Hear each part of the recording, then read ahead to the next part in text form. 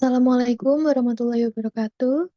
Perkenalkan, saya Maharani Novelia sebagai moderator yang akan memandu jalannya presentasi pada hari ini. Pada kesempatan kali ini, kita akan mempresentasikan materi yang berjudul Kajian Pembuatan Simplisia dan Wawancara Terkait Jahe Emprik dan Tempoyak.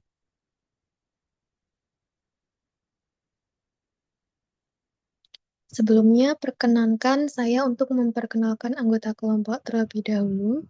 Yang pertama ada Karisma Nursita Dewi dengan NIM 101270774.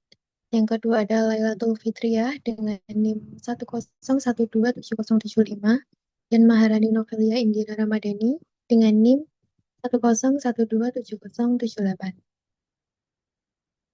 Langsung saja kepada teman-teman yang bertugas, dipersilakan.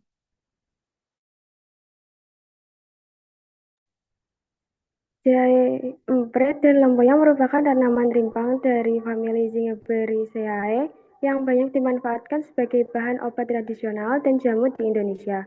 Kedua tanaman ini dikenal memiliki aroma khas serta kandungan senyawa aktif yang berkhasiat berbatan. Dalam bidang farmakognasi, jahe emprit dan lempoyak sering digunakan sebagai simplisia, yaitu bahan alam yang digunakan sebagai obat setelah mengalami proses pengolahan sederhana seperti pengeringan. Pemahaman mengenai deskripsi tanaman dan simplisianya penting untuk menjamin mutu, keamanan, dan khasiat bahan obat tradisional.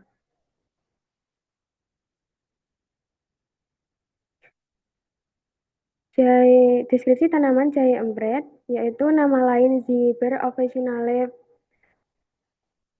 var amarum, famili Zingiberaceae, bagian yang digunakan rimpang. Ciri-ciri tanaman rimpang berukuran kecil, berwarna putih kekuningan, rasa lebih pedas dibanding jahe gajah, aroma khas dan tajam. Penggunaan tradisional, menghangatkan tubuh, meredakan masuk angin, antiinflamasi dan antioksidan. Untuk lempoyak, nama lain Zingiber zerumbet atau lempoyak gajah atau Zingiber aromaticum atau lempoyak empret. Famili Zingiberaceae, bagian yang digunakan rimpang, ciri-ciri tanaman yaitu rimpang berwarna kuning pucat hingga kecoklatan, rasa pahit dan aroma tajam. Daun memanjang dan tumbuh berumpun. Kegunaan tradisional, penambahan nafsu makan, anti radang, mengatasi gangguan pencernaan. Simplisia adalah bahan alam yang digunakan sebagai obat dan hanya mengalami pengolahan sederhana seperti pencucian dan pengeringan. Simplisia nabati berasal dari tumbuhan atau bagian tanaman seperti akar, rimpang, daun, dan buah.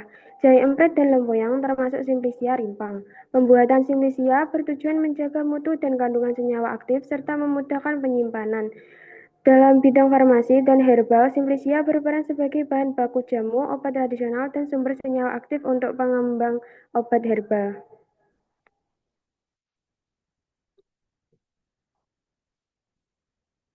Simplisia Giant Giant nama Simplisia Zingiberizoma, nama latinnya Zingiber officinale rosea var amarum, nama daerah Giant. Kandungan minyak atsiri atau zingiberin, zingiberol, oleoristin atau gingerol, shogao, zingeron, flavonoid, senyawa fenolik. Manfaat, antiinflamasi dan analgesik, menghangatkan tubuh, melancarkan peredaran darah, mengurangi rasa nyeri dan kaku otot.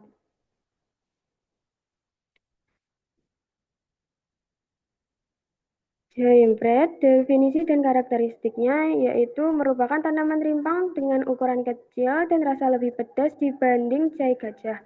Rimpangnya berwarna putih kekuningan, beraroma khas, dan mengandung minyak atsiri yang tinggi sehingga sering digunakan dalam jamu tradisional, khususnya untuk keluhan nyeri, sendi, dan encok. Simplisia lempu yang wangi, yaitu nama simplisianya Zingiber aromaticum rhizoma, nama latin Zingiber aromaticum, nama daerah lempoyak wangi, kandungan minyak atsiri, zerumbon, humulan, flavonoid, saponin, senyawa sesquiterpen. Manfaatnya antiinflamasi, analgesik atau pereda nyeri, membantu mengurangi pegal linu dan nyeri sendi, meningkatkan nafsu makan dan kebugaran tubuh. Selanjutnya Definisi dan definisi Selanjutnya, definisi dan karakteristik. Lempuyang adalah tanaman rimpang dari suku Zingiberaceae yang memiliki rasa pahit dan aroma khas. Rimpangnya berwarna kuning, pucat hingga kecoklatan dan dikenal memiliki efek farmakologis sebagai antiinflamasi dan pereda nyeri, sehingga sering digunakan sebagai bahan utama jamu encok. Selanjutnya, proses pembuatan simplisia jahe, emprit, dan lempuyang. Pertama, yaitu pengumpulan bahan baku. Timpang dipanen pada usia optimal setelah tanaman matang penuh karena biasanya aktif metabolit tinggi dan dilakukan pada pagi hari untuk menghindari panas terik yang mempercepat degradasi senyawa aktif dengan memilih rimpang yang sehat, tidak berlubang, tidak busuk, tidak terkontaminasi tanah berlebihan, dan pastikan identifikasi tanaman benar bukan spesies lain karena kesalahan jenis mengubah kualitas simplisia, di mana kualitas bahan baku sangat mempengaruhi mutu simplisia yang dihasilkan. Selanjutnya, sortasi basah. Pisahkan timpang yang rusak, berlubang, berjamur, atau terkontaminasi bahan asing, seperti batang, batu, atau tanah, sehingga bahan baik yang diproses yang bertujuan menjaga kemurnian dan mengurangi resiko mikroba. Proses ini disebut sortasi basah karena dilakukan sebelum dicuci. Ketiga, pencucian. Bahan simplisia dicuci dengan air bersih untuk menghilangkan tanah, debu, kotoran, dan mikroba permukaan dengan menggunakan air mengalir jika memungkinkan.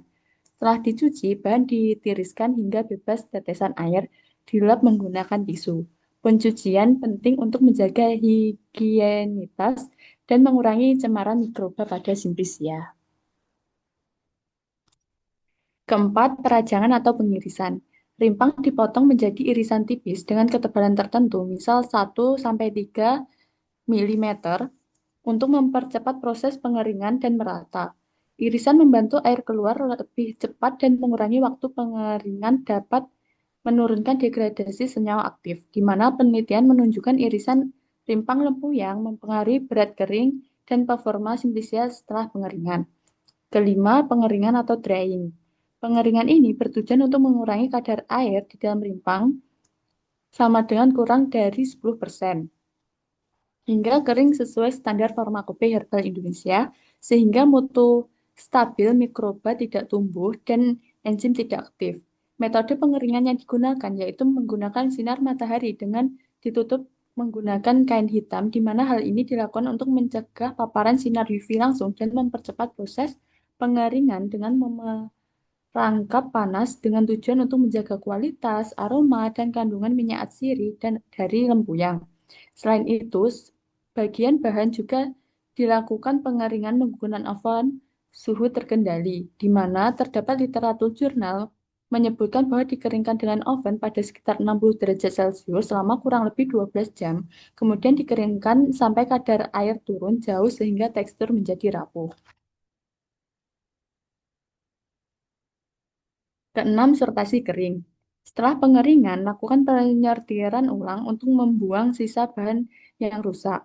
Bagian yang tidak kering sempurna, serpihan tanah, dan benda asing lain, sortasi ini menjamin simplisia yang akan dikemas lebih bersih dan seragam. Terakhir, penyimpanan. Simplisia yang telah kering disortasi dilanjutkan ke fase penyimpanan dengan menggunakan wadah rapat, kedap udara seperti toples kaca dengan segel rapat agar moistur atau kelembapan tidak masuk kembali. Penyimpanan baik mengurangi resiko kontaminasi mikroba dan membantu mempertahankan bau atau aroma jika rimpang yang dapat dibantu dengan menggunakan silika gel.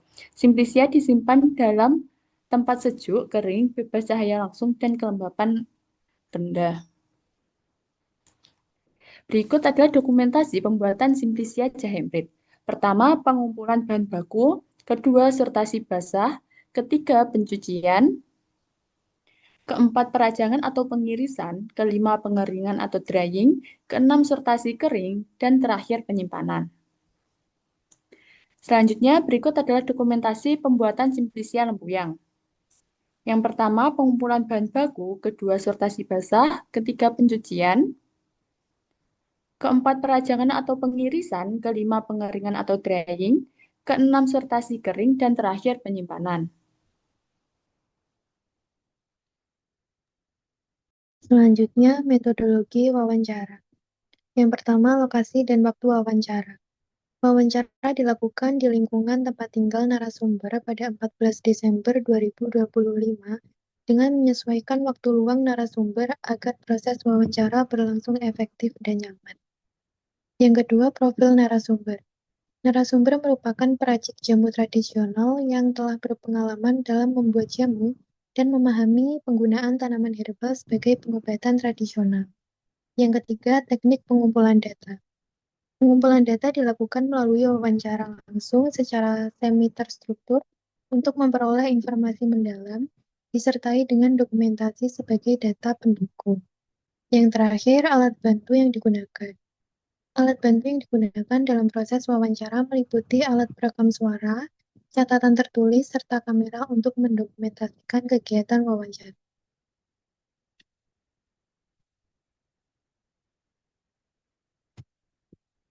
Pertanyaan wawancara.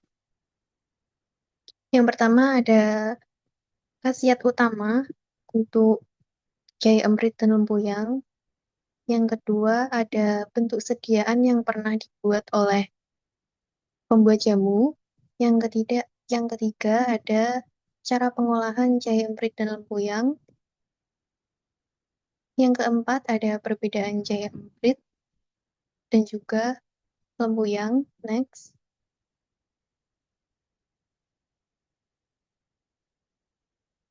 Yang kelima adalah dalam pembuatan jamu, mana yang lebih sering digunakan antara jahe emprit atau lempuyang. Yang keenam ada cara memastikan bahan baku yang digunakan agar memiliki kualitas yang baik. Yang ketujuh mengenai efek samping dari penggunaan jahe emprit dan juga lempuyang. Yang kedelapan adalah saran terkait pemanfaatan jahe emprit dan lempuyang kepada masyarakat sekitar. Hasil wawancara dan temuan lapangan. Ringkasan jawaban narasumber. Jahe emprit berfungsi untuk menghangatkan tubuh, sedangkan lempuyang berfungsi untuk perut kembung dan diare. Jahe emprit dan lempuyang dapat diolah dalam sediaan jamu dengan cara pemilihan bahan baku dan penyortiran basah lalu direbus dan ambil air hasil rebusan, serta diberi bahan tambahan seperti gula merah dan gula putih. Jahe emprit sendiri berbeda dengan jahe biasa dengan dilihat dari fisiknya, di mana jahe biasa memiliki bentuk yang lebih besar dibandingkan jahe emprit. Selain itu, jahe emprit juga memiliki rasa lebih pedas dan menyengat dibandingkan jahe biasa. Di antara lempuyang dan jahe emprit, yang paling banyak digunakan sebagai bahan baku jamu yaitu jahe emprit. Di mana memastikan bahan baku berkualitas baik dapat dilihat saat penyortiran basah dengan memastikan tidak ada bahan baku yang busuk dan berlubang. Efek samping dari jahe emprit dan lempuyang sendiri belum diketahui dengan pasti. Namun disarankan untuk hanya diminum 1 kali sehari, terutama untuk penggunaan jahe emprit. Hal lain yang dapat disarankan untuk pemanfaatan dari jahe emprit adalah digunakan untuk membuat wedang jahe.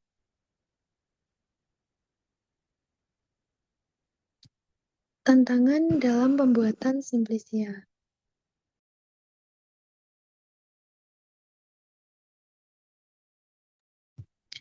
Pada tahap perajangan, tantangan utama adalah ketidakteraturan ketebalan irisan yang menyebabkan pengeringan tidak merata.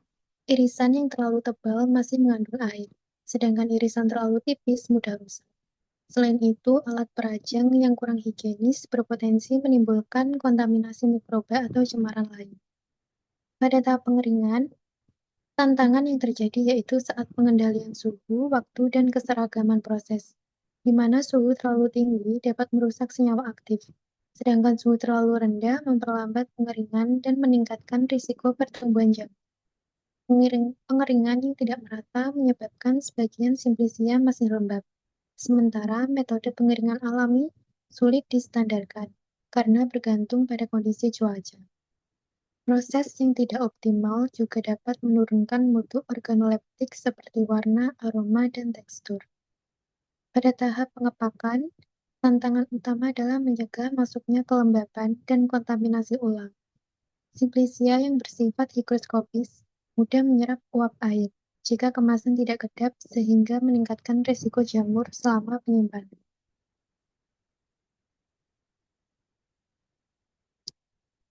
Kesimpulan, dari materi yang telah dipaparkan, dapat disimpulkan bahwa proses pembuatan Simplicia cair hybrid dalam kuyang penting dalam farmakognosi untuk menjamin mutu, keamanan, dan khasiat bahan obat tradisional. Kedua rimpang dari famili Zingiberaceae ini mengandung senyawa aktif seperti minyak atsiri, oleoresin, flavonoid, dan sesquiterpen yang berkhasiat sebagai antiinflamasi, analgesik, serta menunjang kesehatan. Pembuatan Simplicia dilakukan melalui tahapan pengumpulan bahan baku, sortasi, pencucian, perajangan, pengeringan, sortasi kering, dan penyimpanan yang harus tepat agar senyawa aktif tetap terjaga dan terhindar dari kontaminasi. Hasil wawancara menunjukkan jahe emprit lebih sering digunakan karena rasa dan khasiat, serta menegaskan pentingnya bahan baku yang berkualitas. Tantangan utama meliputi ketidakteraturan irisan, pengendalian pengeringan, dan pencegahan kelembapan saat penyimpanan, sehingga diperlukan prosedur yang baik untuk menghasilkan Simplicia yang bermutu.